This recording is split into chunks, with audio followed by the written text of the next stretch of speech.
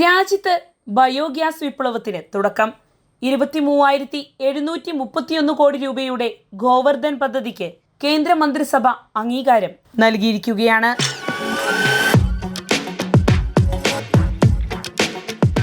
നമസ്കാരം, ഞാൻ ജാസ്മിൻ. രാജ്യത്തെ ശുദ്ധ ഊർജോൽപാദനം വർദ്ധിപ്പിക്കുകയും ഇന്ധന ഇറക്കുമതിയിലുള്ള ആശ്രിതത്വം കുറയ്ക്കുകയും ചെയ്യുക എന്നത് ലക്ഷ്യമിട്ട് കേന്ദ്ര സർക്കാർ വൻ നീക്കത്തിലേക്ക് കടന്നിരിക്കുകയാണ്. 23,731 കോടി രൂപയുടെ ഗോവർദ്ധൻ പദ്ധതിക്ക് കേന്ദ്രമന്ത്രിസഭ അംഗീകാരം നൽകിക്കഴിഞ്ഞു. ഇതിനു മുന്നോടിയായി പ്രധാനമന്ത്രി നരേന്ദ്രമോദിയുടെ അധ്യക്ഷതയിൽ ചേർന്ന മന്ത്രിസഭാ യോഗത്തിലാണ് പദ്ധതിക്ക് അനുമതി നൽകിയത്. കാർഷികാവശിഷ്ടങ്ങൾ, കന്നുകാലികളുടെ ചാണകം, ജൈവമാലിന്യങ്ങൾ തുടങ്ങിയവ ഉപയോഗിച്ച് കംപ്രസ്ഡ് ബയോഗ്യാസ് ഉൽപ്പാദിപ്പിക്കുകയാണ് ഈ പദ്ധതിയുടെ പ്രധാന ലക്ഷ്യം. ഇതിലൂടെ ഗ്രാമീണ സമ്പദ് വ്യവസ്ഥയ്ക്ക് കരുത്തേകുന്നതിനൊപ്പം പുതിയ തൊഴിലവസരങ്ങൾ സൃഷ്ടിക്കാനും രാജ്യത്തിന്റെ ഊർജ്ജ സുരക്ഷ ശക്തിപ്പെടുത്താനും കഴിയുമെന്നാണ് കേന്ദ്ര സർക്കാർ വിലയിരുത്തുന്നത്. നിലവിൽ രാജ്യത്ത് ഉപയോഗിക്കുന്ന പ്രകൃതിവാതകത്തിന്റെ ഏകദേശം പകുതിയും ഇറക്കുമതിയിലൂടെയാണ് എത്തുന്നത്. പശ്ചിമേഷ്യയിലെ സംഘർഷങ്ങളും ഹോർമൂസ് കടലിടുക്കിലെ പ്രതിസന്ധികളും ആഗോള ഇന്ധന വിപണിയിൽ അനിശ്ചിതത്വം സൃഷ്ടിച്ച സാഹചര്യത്തിലാണ് ആഭ്യന്തരമായി ഉൽപ്പാദിപ്പിക്കാവുന്ന കംപ്രസ്ഡ് ബയോഗ്യാസിന് കൂടുതൽ പ്രാധാന്യം നൽകിയുള്ള പദ്ധതി ആവിഷ്കരിച്ചിരിക്കുന്നത്. 2026-2027 കാലഘട്ടം മുതൽ 2035-2036 വരെയുള്ള 10 വർഷക്കാലത്തേക്കാണ് ഗോവർദ്ധൻ പദ്ധതി നടപ്പാക്കുന്നത്. നിലവിൽ കംപ്രസ്ഡ് ബയോഗ്യാസ് ഉൽപാദനം 10 ഇരട്ടിയായി വർദ്ധിപ്പിക്കുകയാണ് ഈ പദ്ധതിയിലൂടെ ലക്ഷ്യമിടുന്നത്. പെട്രോളിയം പ്രകൃതിവാതക മന്ത്രാലയത്തിന്റെ നേതൃത്വത്തിലായിരിക്കും പദ്ധതി നടപ്പാക്കുക. ബയോഗ്യാസ് ഉൽപാദകർക്ക് സ്ഥിരമായ വിപണി ഉറപ്പാക്കുന്നതിനും പദ്ധതിയിൽ പ്രത്യേക നടപടികളുണ്ട്. ഒരു MMBTU കംപ്രസ്ഡ് ബയോഗ്യാസിന് 2,110 രൂപ എന്ന നിരക്ക് നിശ്ചയിച്ചിട്ടുണ്ട്.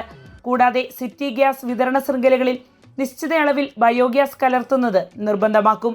ഇതിലൂടെ ഉൽപാദകർക്ക് സ്ഥിരമായ വിപണിയും ഉറപ്പാക്കുക എന്നതും മുന്നിൽ കാണുന്നുണ്ട്. പുതിയ ബയോഗ്യാസ് പ്ലാന്റുകൾ സ്ഥാപിക്കുന്ന സംരംഭകർക്ക് കേന്ദ്ര സർക്കാർ സാമ്പത്തിക സഹായവും പദ്ധതിയുടെ ഭാഗമായി നൽകും. പ്രതിദിനം 1 ടൺ കംപ്രസ്ഡ് ബയോഗ്യാസ് ഉൽപ്പാദിപ്പിക്കാൻ ശേഷിയുള്ള യൂണിറ്റിന് 2 കോടി രൂപ വരെ സാമ്പത്തിക സഹായം ലഭിക്കും. നിലവിലുള്ള പ്ലാന്റുകളുടെ ശേഷി വർദ്ധിപ്പിക്കുന്നതിനും സമാനമായ സഹായം ലഭ്യമാക്കും. ബയോഗ്യാസ് പ്ലാന്റുകളെ പ്രധാന ഗ്യാസ് പൈപ്പ് ലൈൻ ശൃംഖലയുമായി ബന്ധിപ്പിക്കുന്നതിനും പ്രത്യേക ധനസഹായം നൽകും.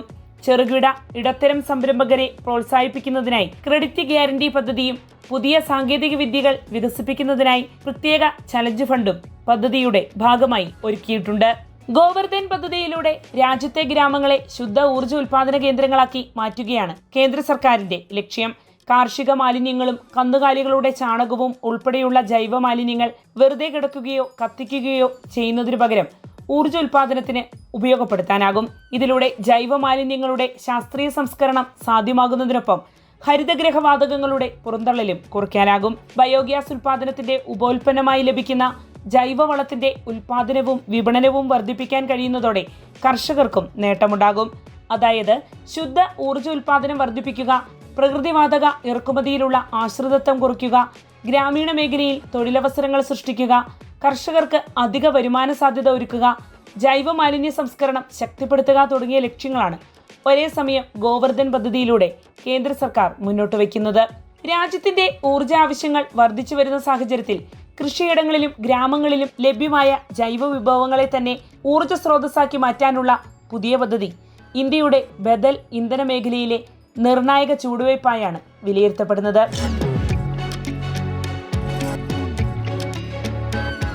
വാർത്തയുടെ നിറം തേടി തനിനിറം.